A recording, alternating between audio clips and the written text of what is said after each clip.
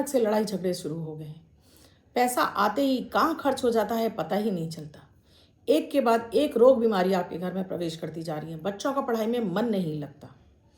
आपके घर के पेड़ पौधे सूखने लगे हैं। घर में अजीब सी स्मेल आने लगी है।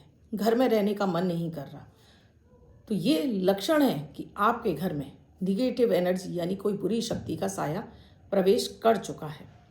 आज के वीडियो में मैं आपको बताऊंगी कुछ ऐसे लक्षण जिनसे आप समझ पाएंगे कि आपके घर में बैड एनर्जी यानी बुरी शक्तियां प्रवेश कर चुकी हैं। और ऐसे एक ज़बरदस्त आपको उपाय बताऊंगी जिससे ये नेगेटिव शक्तियां घर से बाहर निकल जाएंगी और आपके जीवन में भी खुशहाली आ जाएगी और सभी का विकास शुरू हो जाएगा।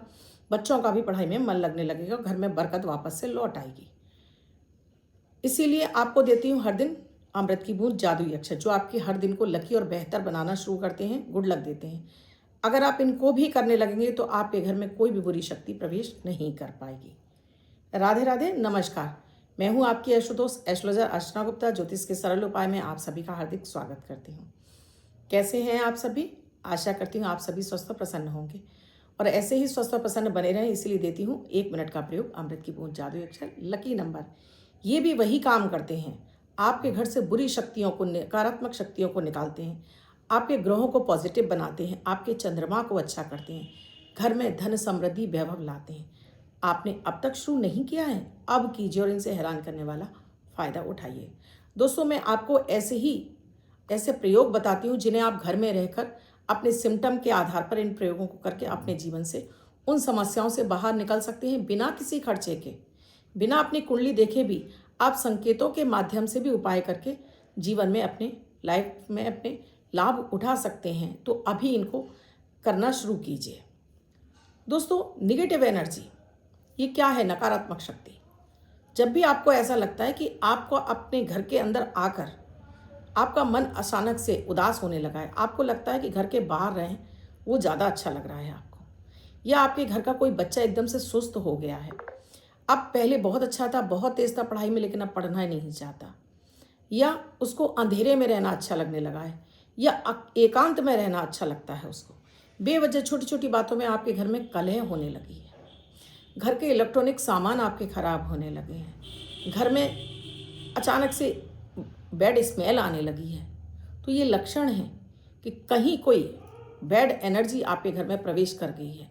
ये बैड एनर्जी आपके द्वारा भी आ सकती है और किसी व्यक्ति विशेष के द्वारा भी आ सकती है कि कोई व्यक्ति आपके घर में आया और वो आकर चला गया और उसके बाद आप देख रहे हैं कि लगातार कुछ ना कुछ परेशानियां लाइफ में बनी हुई हैं, या उसने आपके बच्चे की बड़ी तारीफ़ करी और तब से आप देख रहे हैं कि आपका बच्चा बहुत सुस्त है, या आपके कारोबार की तारीफ़ करी और तब से आपका कारोबार ठप होने लगा है, या आपकी खुद का ही आप कहीं बाहर से होकर आए हैं और आपके साथ कोई बैड एनर्जी आपके साथ में आ गई और उसकी वजह से अब आपके जीवन में भूचाल आ चुका है।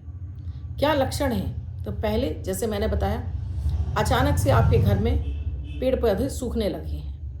तो ये संकेत है कि आपके घर में कोई निगेटिव एनर्जी प्रवेश कर गई है, यानी आपके घर का चंद्रमा खराब हो गया और राहु केतु शनि एक्टिवेट हो गए हैं। अचानक से कोई व्यक्ति बहुत अधिक खाना खाने लगा है, या अकेले में बैठा रहता है और किसी से बात ही नहीं करता और अकेले में ही रहना, उसको अंधेरे में रहना पसंद है, या आप देख रहे हैं कि अचानक से चीज़ें, आपकी इलेक्ट्रॉनिक सामान बार बार खराब होने लगे हैं। एक ठीक होता है फिर दूसरा खराब हो जाता है, या फिर बीमारी, एक बिस्तर से उठता है तब तक दूसरा बिस्तर पर लेट जाता है।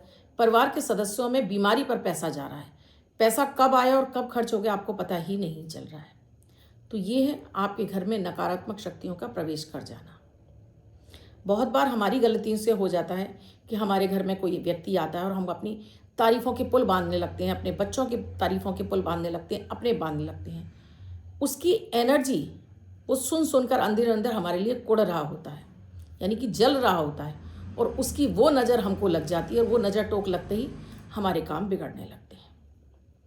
या आप कहीं बाहर से आते हैं और आप उन्हीं कपड़ों को पहनकर अपने पूरे घर में घूमने लगते हैं। घर से आप बाहर निकले, आपने रोड पर नहीं ध्यान दिया, आपका पैर कहाँ पड़ा। जैसे आपका किसी नींबू मिर्ची पर पैर पड़ गया तो आपके अंदर बैड एनर्जी आ जाती है, क्योंकि ये नींबू मिर्ची बांधी जाती है अपने घर की सुरक्षा के लिए। 1 हफ्ते बाद उसको, जब वो लाल पड़ जाती है, यानी उसमें बैड एनर्जी आ जाती है, उसको फेंक देते हैं और आप ध्यान नहीं देते, आपका पैर पड़ गया, या पीरियड के कपड़े पड़े हुए हैं और आपका उन पर पैर पड़ गया, या बहुत अधिक गंदगी पड़ी है, बालों के गुच्छे पड़े और आप उस पर पैर रखकर निकल आए। इस तरह भी आपके जीवन में निगेटिव एनर्जी प्रवेश कर जाती हैं। कितनी छोटी सी बात है, लेकिन आप इस पर ध्यान नहीं देते हैं और ये बन जाता है हमारे लिए समस्याओं का एक सबसे बड़ा कारण। और उससे भी बड़ा कारण क्या बनता है दोस्तों, अक्सर कर हम जब घर से बाहर निकल रहे होते हैं या हम कहीं से वापस लौट रहे होते हैं, हम लोगों से कहते हैं अच्छा चलो, फिर मिलते हैं, अच्छा चलो। ये अच्छा चलो एक ऐसा खतरनाक शब्द है जिसे आपको कभी भी रोड पर खड़े होकर नहीं बोलना चाहिए। ये मैं अपने पूरे एक्सपीरियंस के साथ में बता रही हूँ। मैंने बहुत सारे क्लाइंटों पर इसको चेक किया, पाया कि ये शब्द ने उनका कितना जीना मुहाल किया। अच्छा चलो, ये आपने एक साधारण सा शब्द बोला, लेकिन आपके सराउंडिंग में, आपके आसपास जितनी भी नकारात्मक शक्तियाँ जो चल रही थी या घूम रही थी, उनको लगा कि आपने उन्हें इनविटेशन दिया है और वो आपके साथ में आपके घर में प्रवेश कर गई। बस उसी दिन से आपका काम बिगड़ने लगा। अक्सर कर रात में आप निकल कर जा रहे हैं घर से बाहर और रात में लौट कर आ रहे हैं और तब आप ये बोलते हैं, तो रात में 7 बजे के बाद, संध्या के साथ में ही ये निगेटिव एनर्जियाँ और ज़्यादा शक्तिशाली हो जाती हैं। इसीलिए मना किया जाता है कि रात के समय आप घर से बाहर निकल रहे हैं तो ऐसे शब्द रोड साइड ना बोलो। ज़्यादा खुले बालों से महिलाओं को रात के समय नहीं निकलना चाहिए। बालों में पोनी बांधिए या अपना बालों को बांध कर जाइए। ये बैड एनर्जी को हम खुद से इन्विटेशन दे रहे होते हैं, या बहुत अधिक परफ्यूम लगा कर निकलते हैं, तब भी बैड एनर्जी हमारे साथ में अंदर घर में प्रवेश कर जाती है। घर में अचानक से आपके बैड स्मेल का आना, यानी गंदे एकदम से तेज बदबू आना, ये भी आपके खराब घर में निगेटिव एनर्जी के होने का संकेत है। आप कैसे पहचानें कि आपके घर में निगेटिव शक्तियां प्रवेश कर गई हैं? आपको एक नींबू ले लेना है और एक कांच का गिलास ले लेना है। ये नींबू बिल्कुल एकदम से साफ सुथरा पीले रंग का होना चाहिए, दागदार नहीं होना चाहिए। एक कांच का गिलास लीजिए, उसमें इस नींबू को डालिए। अब ये मत देखिए कि नींबू नीचे चला गया या ऊपर चला गया, इससे कोई फर्क नहीं पड़ता है। अपने घर का जो सेंटर हॉल है वहाँ पर इसको रखकर छोड़ दीजिए। अब हर दिन इसका पानी आपको बदल देना है, यानी कि इसको बेसन पर फैला देना है, फिर से रख देना है। अगर 7 दिन तक ये नींबू आपका ताज़ा बना रहता है तो समझ लीजिए कि नहीं, ये नज़र टोक नहीं है, आपके ग्रहों की बैड एनर्जी की वजह से आपके घर में ये सारी समस्याएं हो रही हैं, यानी कि आपकी कुंडलियों की वजह से ये समस्या हो रही है। अगर ये नींबू खराब होने लगता है, सड़ने लगता है, गलने लगता है, तो समझ जाइए कि आपके घर में बैड एनर्जी है। और इसे कैसे दूर करना है, इसके लिए अभी मैं आपको उपाय बता रही हूँ। उससे पहले अमृत की बूंद जादुई अक्षर, अगर आप इन्हें भी करने लगते हैं रेगुलर वे पर, डेली देती हूँ, तब भी आपके घर में कभी भी कोई भी बैड एनर्जी नहीं आती, कभी भी आपको ग्रह दशाएं परेशान नहीं करती, कभी भी आपको मेंटल डिप्रेशन नहीं होता। घर में सुख समृद्धि और माता लक्ष्मी का निवास सदैव बना रहता है। 21 मई 2025 दिन बुधवार, आज का राहु काल है 12:19 से 2 बजे तक। इस समय आपको कोई भी शुभ नया कार्यारंभ नहीं करना चाहिए। आज की अमृत की बूंद में आपको 1 मुट्ठी नमक लेना है, सिर से 7 बार क्लॉकवाइज घुमाकर इसको बेसिन में बहा देना है, लेकिन आपको इसको देखना नहीं है। और फिर आप स्नान कर लीजिए, या आप स्नान कर चुके हैं तब भी आप ये प्रयोग कर सकते हैं, हाथ धो लीजिए, पर इस नमक को आपको बहाते समय देखना नहीं है। तो आज आपको किसी भी तरह की कोई निगेटिव एनर्जी, कोई भी नज़र टोक आपको परेशान नहीं करेगी। जादुई अक्षर है पा, पवन वाला पा। इस पा शब्द को रेड कलर के पेन से लेफ्ट हैंड पर कहीं भी लिखकर छोड़ दीजिए, 24 घंटे तक लिखा रहने दीजिए। दूसरे दिन आप खाएंगे धुल जाएगा। नया शब्द देती हूँ, आप उसको फिर से लिख सकते हैं। आप इसको अपने हाथ पर नहीं लिखना चाहते हैं, छोटी सफ़ेद कागज़ की चिट लीजिए, रेड कलर के पेन से लिखिए, फोल्ड करके पर्स या पॉकेट में रखिए, 24 घंटे तक साथ रखिए। दूसरे दिन फाड़ कर किसी पेड़ की जड़ में छोड़ दीजिए। आप इसे नाली में ना बहाएं। दोस्तों, आप वीडियो कट कट करके मत देखा करिए। क्या होता है, कुछ कुछ चीज़ें आपसे छूट जाती हैं और फिर आप परेशान होते हैं। तो अगर बार बार आप कट करके देखेंगे तो आपके वीडियो क्या आपको समझ में नहीं आएगा क्या हम उपाय आपको क्या बता रहे हैं। तो एक बार वीडियो को आप पूरा देख लिया करिए।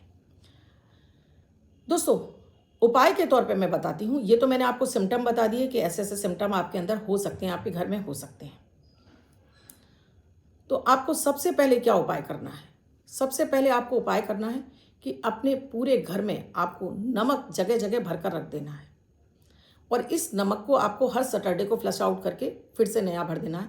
ये नमक आपको पिसा नहीं लेना है आपको। ये समुद्री नमक जो साधारण कंकड़ी वाला नमक आता है वही भरना है ट्रांसपेरेंट कटोरियों में।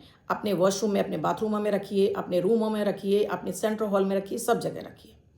इस नमक को गुरुवार छोड़कर बाकी दिन आप नमक का पोंछा लगवाइए अपने घर में। नमक के पोंछे में थोड़ा सा आपको नींबू भी डाल देना है और इससे नियमित आपको इससे पोंछा लगवाना है।